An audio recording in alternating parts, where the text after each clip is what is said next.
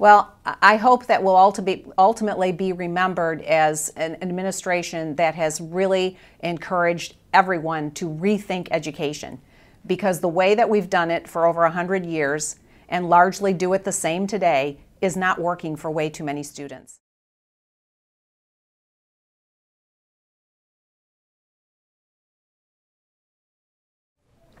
We're here at the Reagan Institute Summit on Education with Education Secretary Betsy DeVos. Thanks so much for speaking to the Daily Signal. Pleasure to be here. 35 years ago, the Reagan administration issued its Nation at Risk report. Now here we are 35 years later, and just this week you said we can and we must do better for America's students. How are you and President Trump going about doing that? Well, let's look at the reality with the NAEP results that just came out this week.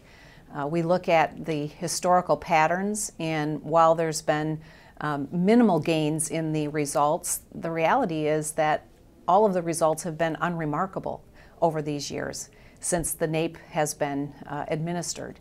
And I would argue that we are indeed a nation still at risk. In fact, I think we're at greater risk today even than 35 years ago.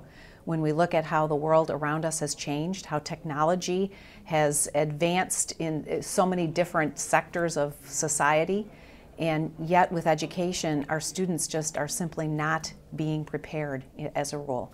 Now, some of the numbers in this nation's report card really stood out to me. You had only 37% of fourth graders and 36% of eighth graders scoring proficient or above in reading. You had only 40% of fourth graders and 34% of eighth graders scoring proficient or above in math.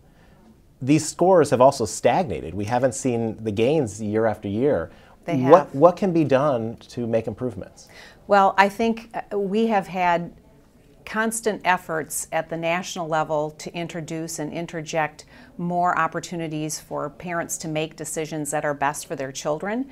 We've also tried to regulate and mandate a lot of things from the federal level. We have invested billions and billions and billions of dollars to try to focus on the lowest performing schools and the lowest income students. And yet the results for those students continues to, in most cases, decline. There's one bright spot, and that bright spot across the board is Florida. And Florida has taken this issue seriously for a number of years now and made systemic changes in the mid-90s, or I guess it was early 2000s, to really look holistically at how they were approaching education. And all of the reforms implemented in Florida have come together to really change the results. So we see results improving in Florida for those at the top end of the performance spectrum, as well as those, importantly, on the bottom end.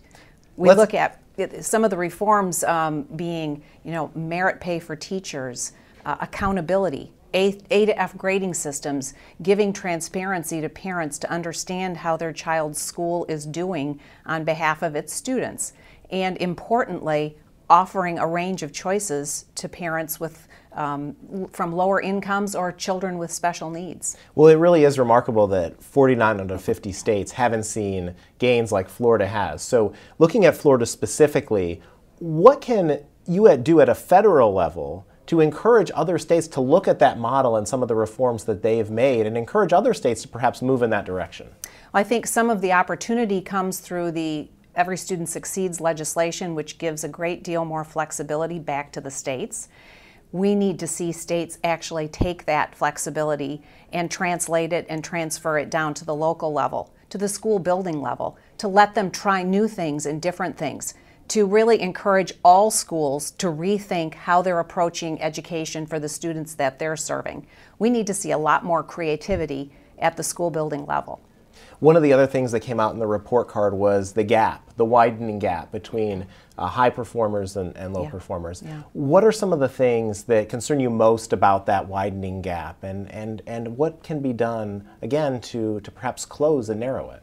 Well, again, I think the efforts, and I don't want to disparage the efforts and the goals that everybody has had. Everybody wants students to do well, But the reality is everything that's been done, pretty much everything that's been done at the federal level that has focused on trying to help those who are at the bottom end of the performance ladder, those results just haven't happened. It's only been in states where they're actually taking student-centered approaches to reforms very seriously and very intentionally that we are seeing some of those gaps closing.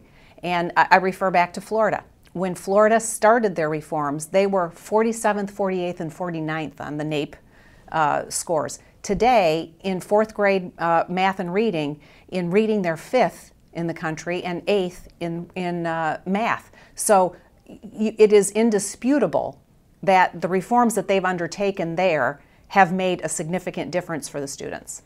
So many times conservatives point to states and local control over education as being a priority. As you travel the country and meet with people who are involved in the education world, what is your message to them? Well, my message is to really take seriously the opportunity they have to impact at their local level. Really advocate with their state legislators, with their governors, and change policy to focus on student-centered approaches to education. We have to be focused on what's right for students, not what's right for systems or buildings. And I think if we do that and states take a comprehensive approach, we're going to see a lot of change on behalf of the students that most need it. My colleague Lindsay Burke at the Heritage Foundation wrote about the nation's report card this week for the Daily Signal, and she noted that since the 1960s, under President Lyndon Baines Johnson all the way through today, she says in inflation-adjusted terms, it's $2 trillion that the federal government has spent on education. You said billions and billions. So this money that's going into the system obviously is not producing the types of results. How can that be better spent? Obviously, the number of resources put into it, how can that be better spent? Well, I think it can be better spent if parents are empowered to make those decisions.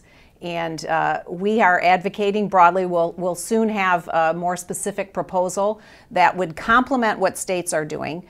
The last thing we want to see is another mandate from the federal level and another program to be administered here, because we only know that it gets more and more cumbersome and more burdensome. But we want to ensure that whatever is done at the federal level is really empowering parents at the local level and broadly states to make the changes that they need to do to meet students' needs. Is there a role for Congress to play here? I know that you've had some lawmakers, like Congressman Mark Walker this week, came out and said the nation's report card is a reason that we should look to the A+ legislation. There are other lawmakers who have other solutions that they want to bring out of a legislative perspective. Do you see any of those proposals really making the types of changes that could have a meaningful impact? I really think that given the history of federal initiatives and legislation, we will be best served when we return and encourage the flexibility to happen at the local level and at the state level. And it's really, 90% of the funding for education comes from states. And yet the federal government has played an outsized role in trying to make changes. We've seen now in the past 25, 35 years with the Nation at Risk report, we've seen that those efforts to really focus on those who are at the bottom end of the economic ladder and the bottom end of the ladder in terms of school performance, all of the funds trained in that direction have not made a meaningful difference. All of the results show that out today, or bear that out in the NAEP results this week. You've had the opportunity now to serve with President Trump for the past year. Can you talk about his commitment to education and some of the things that he passionately believes in for our nation's students?